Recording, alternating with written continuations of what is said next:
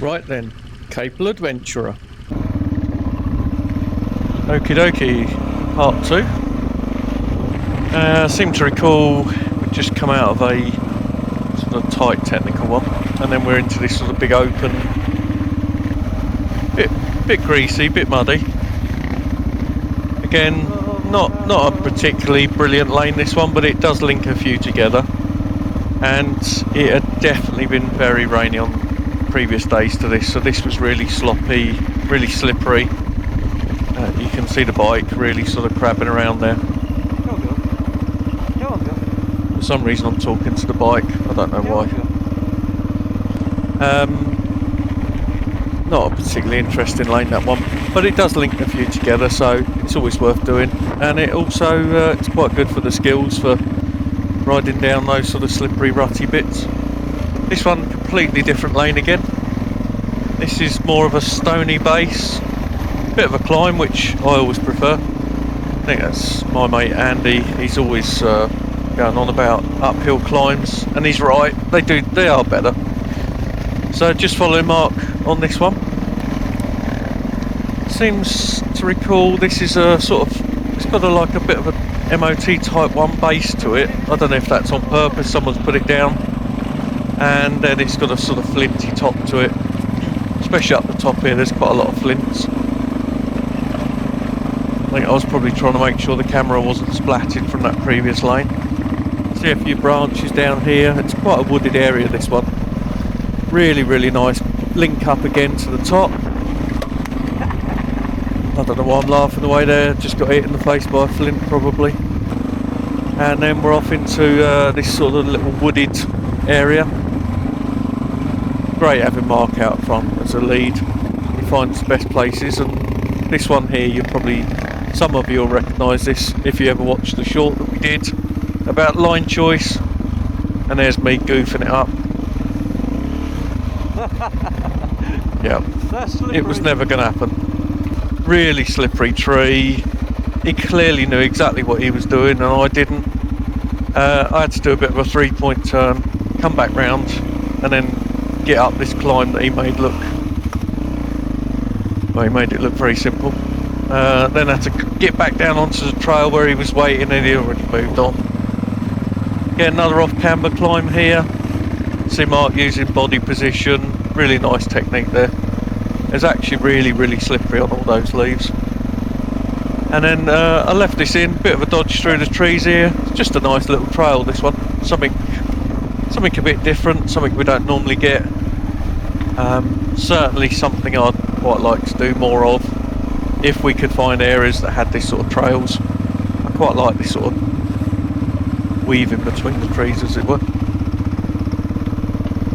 This actually got quite dark in these woods here. I think you can see at one point, yeah, you can sort of see the headlight on all the trees here. So I'd imagine maybe it'd be nicer on a bright sunny day, but I think this was just before or just after Christmas. Days were already getting short, and with all that tree coverage, there's not a lot of light gets through there. About the end there, I think Mark had a big old slide. And we're moving on up to this one that I still remember now. My toe's still not fixed. About 8 weeks later, completely my fault. I let Mark through the gate, and I think what happened was he got going straight away, and I edited out me faffing around my gloves, and then here, oh dear, really, really poor line choice again. What I think, clipped the tree on the way through, went to the left, hit a log that was sticking out, and basically broke my foot. Yeah. Difficult watch, this one, knowing how stupid it was, and it still affected me till today. Mark was great again here, waited at the top, got the gates open, and I'd already decided at this point, I think that was about enough for me for today. Unfortunately, we still had to get out of this sort of greasy, rutty one. And at least one more gate on the way, I seem to remember. This was me sort of having a bit of an assessment and realising I wasn't going to be riding too much for today. Pointing at the toe for some reason. Obviously one thing we always do is always leave gates in the state that they were, so it was shut. We always make sure it's closed afterwards. Even if you can't walk, you still go and do the gate. It's just the right thing to do. That hurt. It did hurt. Still hurts now, to be fair. So, still me going on about it hurting. At this point I realised I've got to get out of this lane.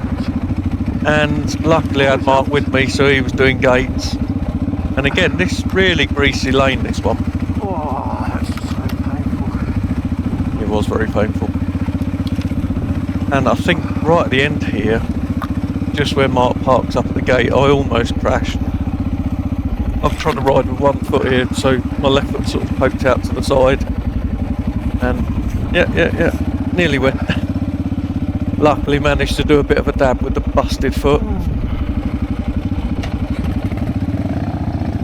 Again, really lucky that I had Mark with me. If I'd been on my own, I think I'd have struggled all through this bit. Took the easy option here as well. I didn't want to sit in that rut anymore, so I just moved over to the side. I'm sure any farmer would understand. There's Mark shutting the gate, as always. I don't know why it's so windy here, but it must have been very, very windy up in this field. And I sort of said to Mark at this point, like, oh, I'd had enough. I was going to finish here. So we just rode to the end of this one, and then we took it back on the road from that point. I really didn't see the point in trying to push it any further. As you can see, Mark, in that rut, it's quite a deep rut that side.